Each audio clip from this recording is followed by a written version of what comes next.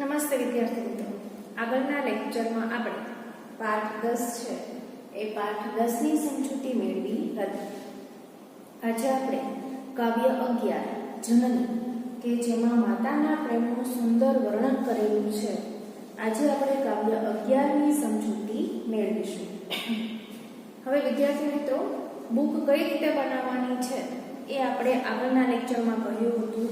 જે રીતે પ્રથમ સત્રમાં બુક બનાવી હતી એ જ રીતે તમારે બુક બનાવવાની છે. છતાં પણ જે વિદ્યાર્થી મિત્રોને યાદ નથી એમના માટે આપણે ફરીવાર કહીએ છીએ કે તમારે જે બુક છે એ બુકમાં બે વિભાગ પાડવાના રહેશે.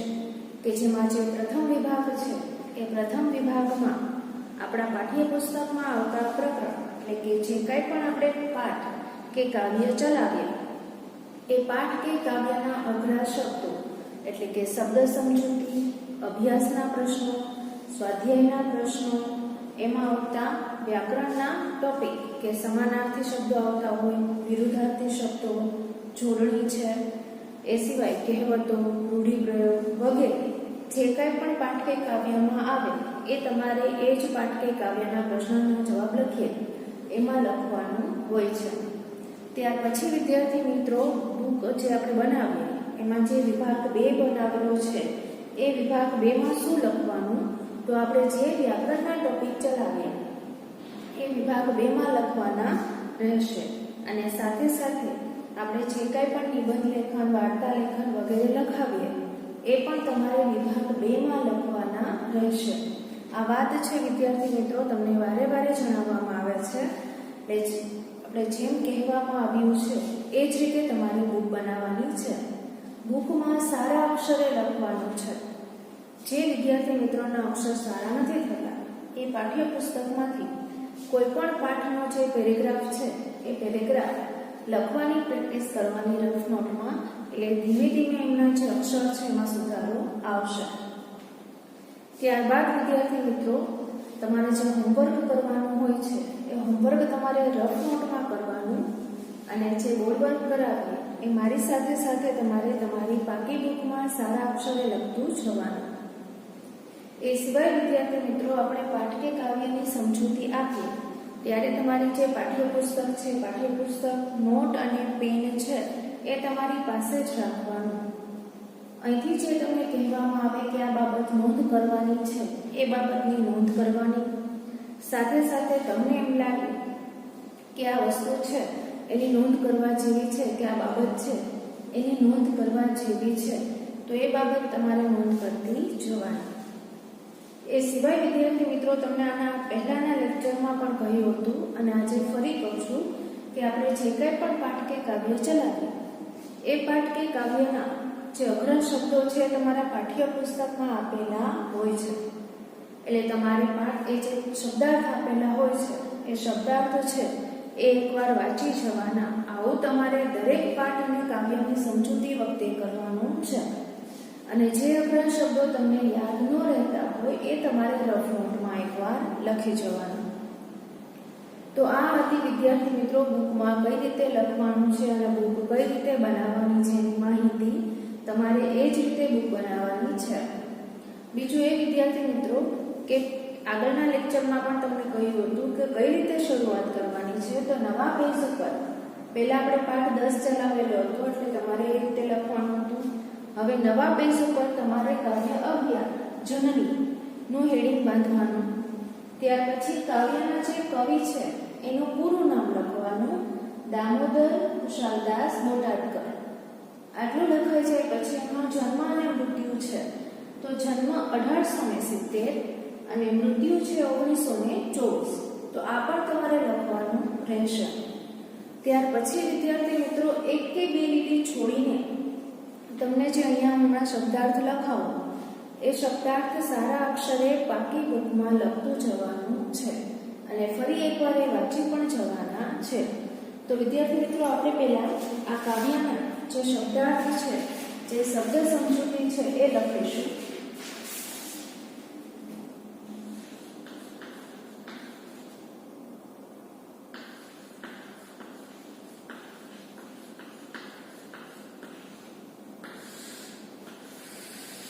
મારી સાથે સાથે તમારે પણ લખતું જવાનું છે. જેમાં પહેલું છે જનની. તો જનની એટલે માતા.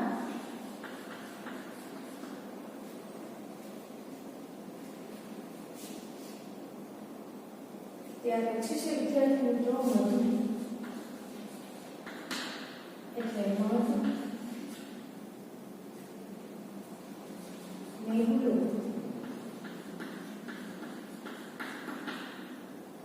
એટલે વરસાદ.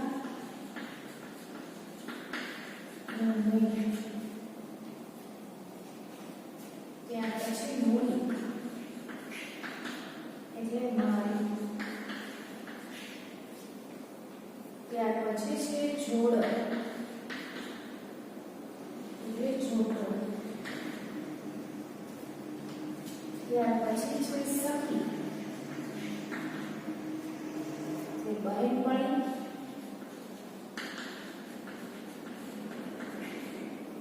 પણ અહીંયા છે સંપૂર્ણ રૂપે આપેલું છે.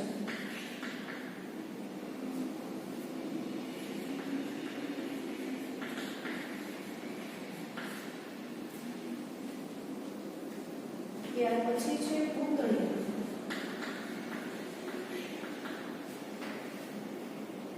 એટલે અહીંયા એનો અર્થ શું થાય છે? ખૂબસૂરત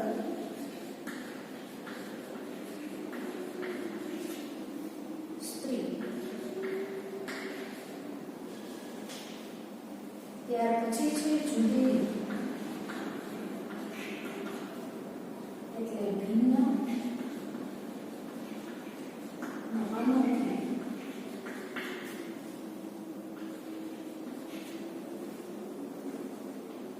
ત્યાર પછી છે અમી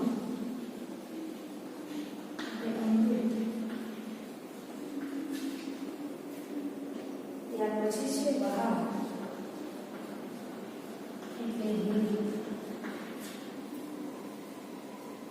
ત્યાર પછી છે વેણ એટલે વચન.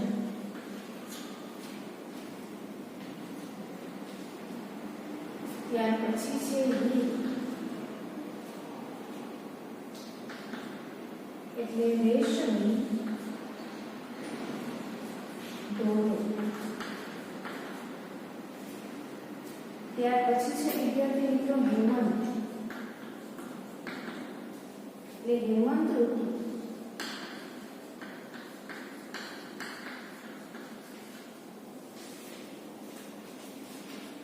ત્યાર પછી છે દોહલું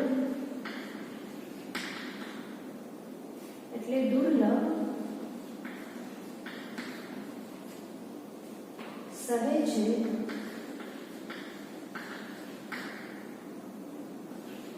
ન હોય તેવું. ત્યાર પછી છે શશી એટલે ચંદ્ર. સોડિયો એટલે પડવું. કાળજું એટલે હળવી. ત્યાર પછી કણ એટલે અનેક.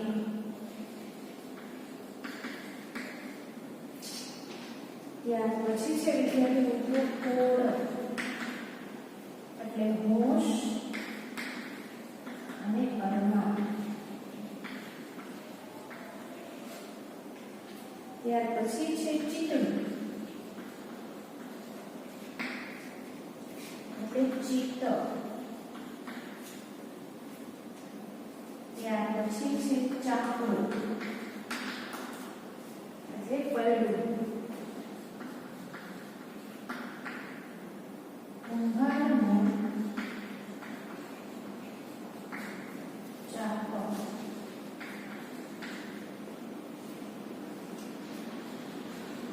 ભૂમિ એટલે ભૂતલ.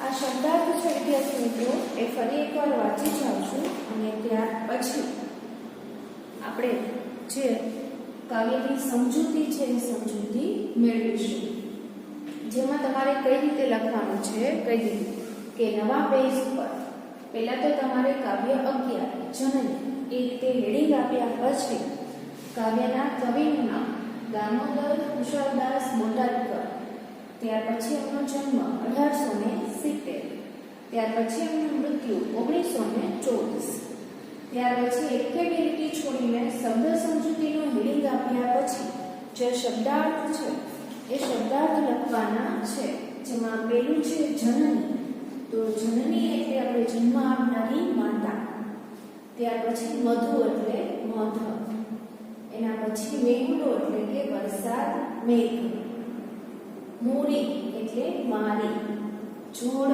એટલે જોડો, સખી એટલે બહેનપણી પણ અહીંયા છે સંબોધન રૂપે આપેલું છે, પુતળી એટલે અહીં ખૂબસૂરત સ્ત્રી, જુદેલી એટલે ભિન્ન અને અનોખી, અમી એટલે અમૃત, બહાર એટલે ભેદ, વેણ એટલે વચન, હીર એટલે રેશમી દોરો, હેમંત એટલે હેમંત ઋતુ, દોહલું એટલે દુર્લભ જે સહેજે ન મળે તેવું, શશી એટલે ચંદ્ર, સોડિયા એટલે પડખું, કાળજુ એટલે હૃદય, કંઈક એટલે અનેક, કોડ એટલે અરમાન અને હોશ, ચિતડું એટલે ચિત, ચાકડો એટલે પહેલું કુંભારનો ચાક, મૂંગી એટલે મૂંગ. આ બધા જ શબ્દાર્થ છે એ તમારે તમારી બાકી બુકમાં વ્યવસ્થિત સારા અક્ષરે લખવાના છે.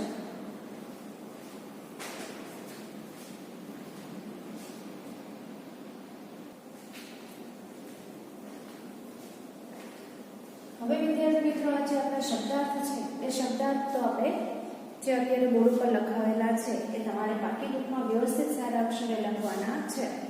ત્યાર પછી વિદ્યાર્થી મિત્રો આપણે કાવ્યની જે સમજૂતી મેળવવાની છે, તો આપણે જે કાવ્ય છે એમાં જે માતાનો જે પ્રેમ છે એ માતાના પ્રેમ વિશે વાત કરવામાં આવેલી છે.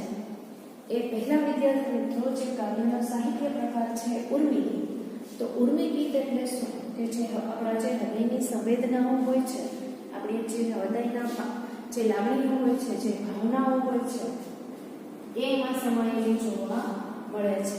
અને આ છે એ બોટાદકરની એક ઉત્તમ રચના છે એમ આપણે કહી શકીએ કે ગુજરાતી સાહિત્યમાં આ કાવ્ય છે એ મહત્વનું સ્થાન ધરાવે છે. હવે વિદ્યાર્થી મિત્રો આપણે જોઈએ તો માતાનો જે પ્રેમ છે એ માતાના પ્રેમની સામે બીજો કોઈ છે એ પ્રેમ આવતો નથી, કે માતાની જે જગ્યા છે એ બીજું કોઈ પણ લઈ શકતું નથી. હવે માતાનો જે પ્રેમ છે એ કોઈ પણ સ્વાર્થ વગરનો હોય છે, અને આપણે છે એ બાળક છે માતાના જે ઉદરમાં હોય છે અને ત્યાર પછી જન્મ લે છે, ત્યાર પછી વિદ્યાર્થી મિત્રો આપણે વાત કરીએ તો કે જ્યારે બાળક છે એ માતાના પેટમાંથી જ એને પોષણ આપતી હોય છે, અને સાથે સાથે બાળક છે એનો જન્મ થઈ જાય, એ મોટું થઈ જાય તો પણ એનો જે પ્રેમ છે એ એવો ને એવો જ હોય છે, કે એમાં છે એ ક્યારેય વધઘટ થતી નથી. અને હંમેશા છે વિદ્યાર્થી મિત્રો આપણે જે માતા છે એ આશીષ આપતી હોય છે, આશીર્વાદ આપતા હોય છે, એટલે માતા છે એની જગ્યા કોઈ લઈ શકતું નથી. અને એટલે જ આપણે એક કહેવત પણ છે કે માતેમાં બીજા બધા બગડાના પા. અને આ માતાના જે પ્રેમ છે અને આપણું જેટલું ઋણ ચૂકવીએ એટલું ઓછું છે. તો આવી સુંદર રચના છે, આપણે અત્યારે એની સમજૂતી મેળવવાની છે કે આ જે કાવ્ય છે એમાં માતાના પ્રેમની વાત કરવામાં આવેલી છે. હવે વિદ્યાર્થી મિત્રો તમે છે એ તમારું પાઠ્યપુસ્તક છે પાસે રાખજો અને એમાં જોતા જજો કે જેમાં કાવ્ય 11 જનની, કાવ્યના કવિનું નામ કવિ દામોદર કુશળદાસ બોટાદકર, કે જેમાં એમનો જન્મ 1870 અને મૃત્યુ છે 1924. કવિ દામોદર કુશળદાસ બોટાદકરનો જન્મ ભાવનગર જિલ્લાના બોટાદમાં થયો હતો. તેમણે માત્ર 6 ધોરણ સુધીનો અભ્યાસ કર્યો હતો. કેટલા ધોરણ સુધીનો? કે માત્ર 6 ધોરણ સુધીનો જ અભ્યાસ કરેલો હતો. છતાં સંસ્કૃત ભાષા ઉપર તેમનું સારું એવું પ્રભુત્વ રહ્યું હતું. માત્ર 6 ધોરણ સુધી અભ્યાસ કરવા છતાં એમનું સંસ્કૃત ભાષા ઉપર એમનું પ્રભુત્વ છે એ સારું એવું રહ્યું હતું. એમનું મુખ્ય સર્જન કવિતા ક્ષેત્રે રહ્યું છે. કવિતા ક્ષેત્રે છે એમનું મુખ્ય સર્જન રહ્યું છે. રાસ તરંગિણી, કલ્લોળિની, સ્ત્રોતસ્પિની, નિર્ઝરિણી, શેવલિની વગેરે તેમના મહત્વના કાવ્ય સંગ્રહો છે. આ એમના કાવ્ય સંગ્રહો છે, એમના નામ આપેલા છે. આ કવિએ પ્રકૃતિ અને ગૃહ જીવનની ભાવનાના સુંદર કાવ્યો આપ્યા છે. કવિ બોટાદકર છે, એમને પ્રકૃતિને લગતા અને ગૃહ જીવનની જે ભાવનાઓ છે એને લગતા સુંદર કાવ્યો છે રચેલા છે. તેઓ યોગ્ય રીતે જ સૌંદર્યદર્શી કવિ તરીકે ઓળખાય છે. શું કહ્યું છે કે તેઓ યોગ્ય રીતે જ સૌંદર્યદર્શી કવિ તરીકે ઓળખાય છે, જાણીતા છે. હવે આ જે આપણું કાવ્ય છે એની વાત કરીએ તો જનની ગુજરાતી ભાષાનું એક નોંધપાત્ર કાવ્ય છે. હવે વિદ્યાર્થી મિત્રો ગયા વર્ષે આપણે આ કાવ્ય છે શાળામાં તમને ખ્યાલ જ હશે કે આપણે કાવ્ય છે ગૌડાવેલું હતું. આ ગાઈ શકાય એવું સુંદર મજાનું કાવ્ય છે. માતાના પ્રેમની તોલે બીજા કોઈનો પ્રેમ આવતો નથી. માતાનો જે પ્રેમ છે એની જગ્યાએ છે બીજા કોઈનો પ્રેમ છે આવતો નથી. એ મુખ્ય ભાવની આજુબાજુ આ રચના થાય છે. કાવ્યમાં છે માતાના પ્રેમની વાત કરવામાં આવેલી છે.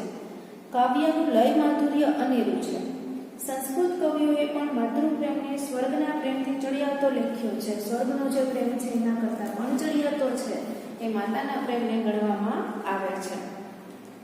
હવે કાવ્યની સમજૂતી વિદ્યાર્થી મિત્રો.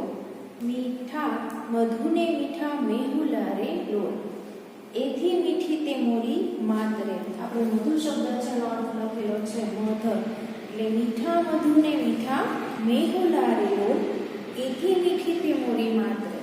એટલે એમ કહે છે કે આ જગતમાં મધ છે એ મીઠું છે, મેહુલો એટલે કે વરસાદ છે એનું પાણી છે એ પણ મીઠું છે, પણ એથી મીઠું શું છે કે એથી મીઠી તે મોરી માતરે.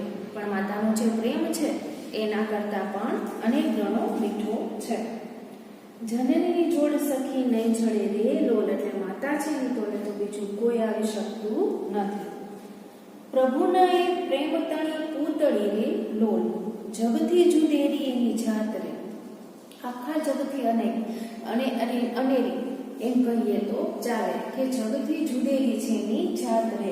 અને પ્રભુના એ પ્રેમ તણી પૂતળી રે લોલ. આપણે અહીંયા જોયું કે પૂતળી અહીંયા શું છે કે ખૂબસૂરત સ્ત્રી, કે ભગવાનને છે એ એવી રચના કે માતાને જે બનાવીને, એટલે એવું પણ કહેવામાં આવે છે વિદ્યાર્થી મિત્રો કે જે ભગવાન છે એ દરેક જગ્યાએ પહોંચી નહોતો શકતો, એટલે તેને માતાની જે રચના છે રચના કરેલી છે. અને માતા છે એનો પ્રેમ પામવા માટે ભગવાન ખુદ પણ છે એ ધરતી ઉપર આવેલા હતા, એટલે કે એમણે પણ મનુષ્ય અવતાર છે ધારણ કરેલો હતો અને જે માતાનો પ્રેમનો જે લહાવો છે એ લહાવો લીધેલો હતો. એટલે કહે છે કે પ્રભુના એ પ્રેમ તણી પૂતળી રે લોલ, જગતી જુદેરી એની જાત રે, જનનીની જોડ સખી નહીં જડે રે લોલ. અમીની ભરેલી એની આંખડી રે લોલ, વહાળના ભરેલા એના વેણ રે. હવે કહે છે કે અમી એટલે કે વિદ્યાર્થી મિત્રો આપણે એવું જોયું કે અમી એટલે અમૃત ને વહાળ એટલે હેત, કે અમીથી એની આંખ છે એ અમૃતથી ભરેલી હોય છે. કે માતાનો જે બાળક માટેનો જે પ્રેમ છે એમાં આપણે જોઈએ તો અમૃત જેવી મીઠાશ હોય છે, એટલે કે એની આંખ છે અમીથી ભરેલી છે. અને એની જે વહાલ જેના વેણ છે એના જે શબ્દો છે એ વહાલથી ભરેલા હોય છે.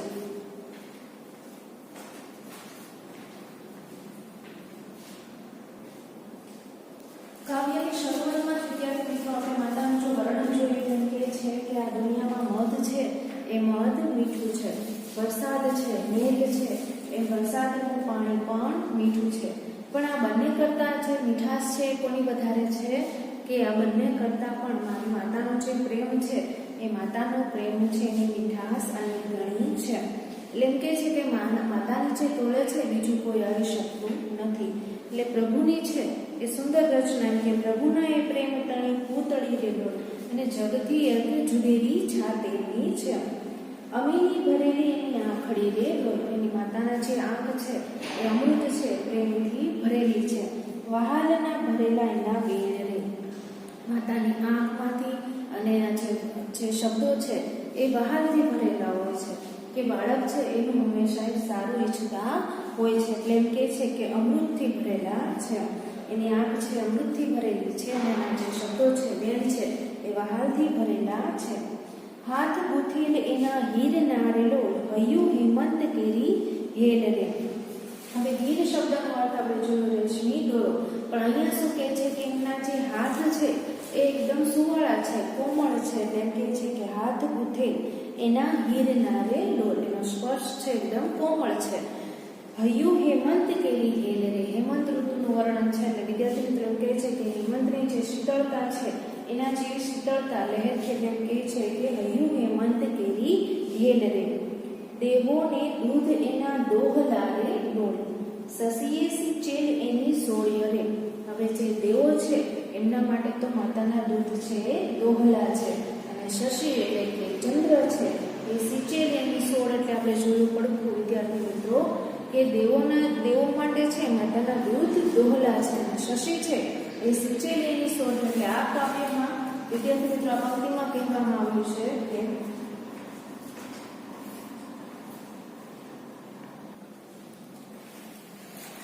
ત્યાર પછી કહ્યું છે વિદ્યાર્થી મિત્રો કે દેવોને દૂધ એના દોહલા રે લોલ, સસીએ સિંચેલ એની સોળ્ય રે. હવે વિદ્યાર્થી મિત્રો દોહલા એટલે કે દુર્લભ, કે જે આપણે એનો અર્થ અહીંયા લખેલો છે કે જે સહેજે ન મળે તેવો, એટલે કે દેવો માટે પણ એનું દૂધ છે દુર્લભ છે મળવું. અને શશી એનો ખોળો છે, શશી એટલે કે ચંદ્રની જે ચાંદની છે અમૃતથી એનો ખોળો છે એ સિંચેલો છે. જગનો આધાર એની આંગળી રે ડોળ, કાળજામાં કંઈક ભર્યા કોળ રે. માતા છે એટલે એમ કહે છે કે આ જગતમાં જો આધાર છે તો એ માતાની આંગળીનો. બાળક છે એ જ્યારે જન્મે પછી માતા છે એને આંગળી પકડીને ચાલતા શીખવાડે છે, અને ત્યારથી લઈને બાળક મોટું થાય છે ત્યાં સુધી માતાના જે કાળજામાં કંઈક ભર્યા કોળ હોય, એટલે એમના હૃદયમાં કાળજામાં કંઈક એવા કોળ ભરેલા હોય છે, અરમાન ભરેલા હોય છે, એવી આશાઓ હોય છે કે જે પોતાનું બાળક છે એ સુખી થાય અને આગળ વધે તો હંમેશા ખુશ જ રહે. આવી કેટલાય એના જે અરમાન છે અરમાનથી ભરેલું છે. એટલે કાળજામાં કંઈક ભર્યા કોળ રે. બાળકનું સારું ઈચ્છતી હોય છે માતા કે આગળ વધે, પ્રગતિ કરે, હંમેશા ખુશ રહે. આવા કેટલાય અરમાન છે એ અરમાનથી એમનું કાળજું છે ભરેલું હોય છે. ચિતડું ચડેલ એનું ચાકડે રેલો, પળના બાંધેલ એના પ્રાણ રે. હવે અહીંયા કહે છે કે જેનું ચિત્ત છે એક ચાકડે ચડેલો, એટલે કે એ છે ઘરની બધી જ જવાબદારી છે એ નિભાવતી હોય છે, અને સાથે સાથે બધાને ખુશ રાખે છે. અને એ પણ જવાબદારી હોય છે કે કોઈને છે એ દુઃખ ન થાય, અને સાથે સાથે પોતાના બાળકને એ અનેક ગણો પ્રેમ કરતી હોય છે. એના જે ચિત્ત છે એનું જે મન છે એમાં અનેક વિચારો ચાલતા હોય છે. તેમ કહે છે કે પળના બાંધેલ એના પ્રાણ રે, એટલે કે ચિતડું ચડેલ એનું ચાકડે રેલો, પળના બાંધેલ એના પ્રાણ રે. આ માતાનું જે ચિત્ત છે એના વિશે વાત કરવામાં આવેલી છે કે એના મનમાં અનેક ઘણા વિચારો ચાલતા હોય છે. ત્યાર પછી વિદ્યાર્થી મિત્રો મૂંગી આશીષ ઉરે મલક તીરેલો. માતાનું જે હૃદય છે એમાંથી મન છે, હૃદય છે, ઉર છે, એમાંથી મૂંગા જે આશીષ છે આશીષ નીકળતા હોય છે. એટલે એમ કહે છે કે ઉર એટલે કે હૃદય. વિદ્યાર્થી મિત્રો કે માતાના હૃદયમાંથી હંમેશા મૂંગી આશીષ નીકળતી હોય છે. આપણે માતા છે આશીર્વાદ તો આપતા જોઈએ, પણ સાથે સાથે એમના હૃદયમાં પોતાનું બાળક છે એ હંમેશા ખુશ રહે એવા આશીર્વાદ છે એના નીકળતા હોય છે. લેતા ફૂટેના એની લહાણ રે, એટલે ખુશીના લહાણ એટલે ખુશીના સમયે જે અપાતું હોય છે એ વિદ્યાર્થી મિત્રો એમ કહે છે કે લેતા તમે ખૂટે નહીં એવી એ લહાણ છે કે જનનીની જોડ સખી નહીં જડે રે ડોલ. ધરણી માતાએ હશે ધ્રુજતી રેલો. આપણી જે ધરતી માતા છે એ પણ ધ્રુજે છે, એટલે એમ કહે છે કે એ પણ ધરણી માતાએ હશે ધ્રુજતી રે લોલ. અચળા અચૂક એક માય રે. ધરતી છે એમાં પણ આપણે ધ્રુજારી જોવા મળે છે, પણ જે માતાનો પ્રેમ છે ક્યારેય જ એનામાં વધઘટ થતું નથી, કે ધ્રુજતો નથી, એટલે કે ચડતો નથી, એ અચળ છે. ગંગાના નીર તો વધે ઘટે રેલો. અહીંયા છે ગંગાના જે નીર છે પાણી છે એ પણ ક્યારેક વધે છે અને ઘટે છે. સરખો એ પ્રેમનો પ્રવાહ રે. પણ માતાનો જે પ્રેમ છે એનો પ્રવાહ તો એક સરખો જ રહે છે. વરસે ઘડીક વ્યોમ વાદળી રેલો, માળીનો મેઘ બારે માસ રે. એટલે એમ કહે છે કે વાદળી છે એ પણ ઘડીક એટલે કે થોડા સમય માટે વરસે છે, પણ માતાનો જે પ્રેમ છે આપણને સમાસ મળે છે. ચડતી ચંદાની દિશે ચાંદની રે લોલ, એનો નહીં આંખ મેં ઉજાસ રે. ચંદ્રનો જે પ્રકાશ છે, પ્રકાશમાં પણ વધઘટ જોવા મળે છે, પણ જે માતાનો પ્રેમ છે એનો નહીં આંખને ઉજાસ રે. આપણને એમાં છે ક્યારે કોઈ ફરક જોવા મળતો નથી, એ ક્યારે વધતો કે ઘટતો નથી, એ સરખો જ રહે છે. જનનીની જોડ સખી નહીં જડે રે લોલ, એટલે માતા છે એની જે તોલે છે બીજું કોઈ આવી શકે નહીં. આ જે કાવ્ય છે વિદ્યાર્થી મિત્રો એ રાસ તરંગીણીમાંથી લેવામાં આવેલું છે, પણ યાદ રાખજો આપણે ફરીવાર છે એ કાવ્યની સમજૂતી છે એકવાર મેળવી લઈએ, અને ત્યાર પછી વિદ્યાર્થી મિત્રો જે હોમવર્ક આપવામાં આવે એ તમારે રફનોટમાં કરવાનું રહેશે.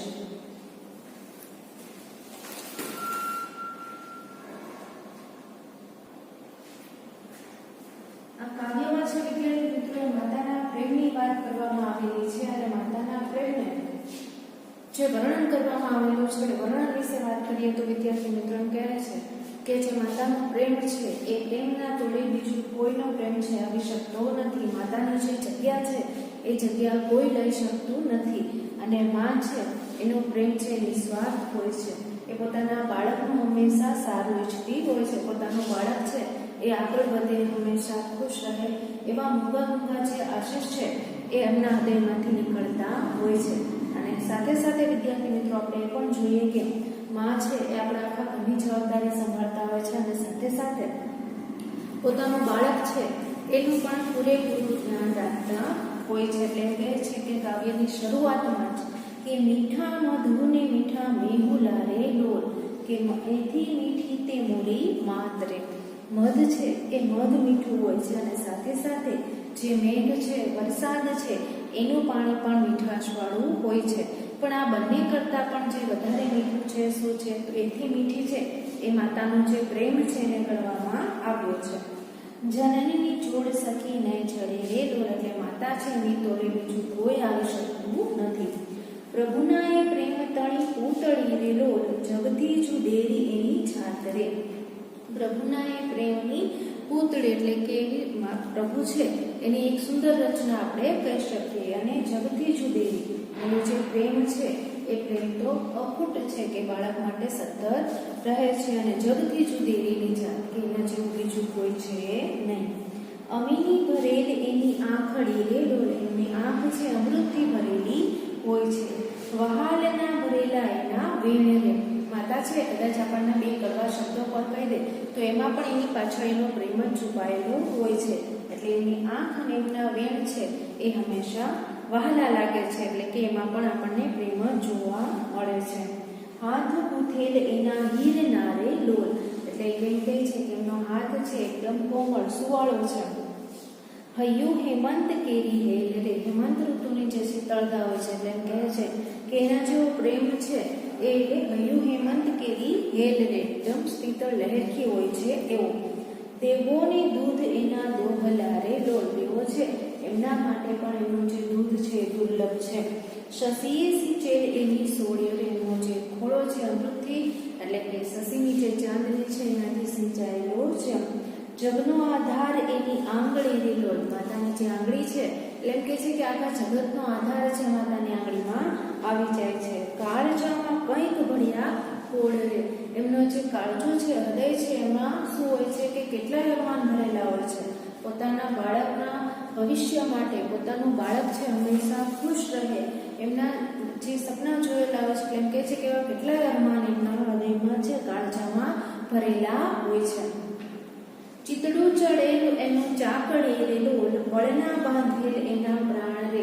એટલે એમ કે છે કે એનું જે ચિતડું છે ચાકડે ચડેલું એટલે કે કેટલું એ માતા છે જવાબદારી નિભાવતા હોય છે, એમનું જે મન છે એ વિચારે ચડેલું હોય છે. બળના બાંધેલ એના પ્રાણ રે.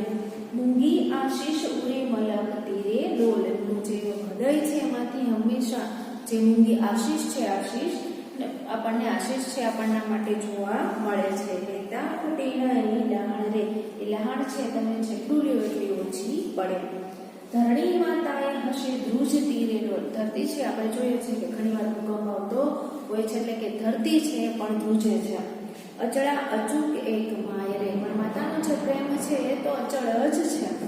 ગંગાના નીર તો વધે ઘટે રે લોલ, ગંગા ગંગાનું જે નીર છે, પાણી છે, એ પણ વધે ઘટે છે. સરખો એ પ્રેમનો પ્રવાહ રે, પણ માતાનો જે પ્રેમ છે તો એક સરખો અવિરત વહે છે.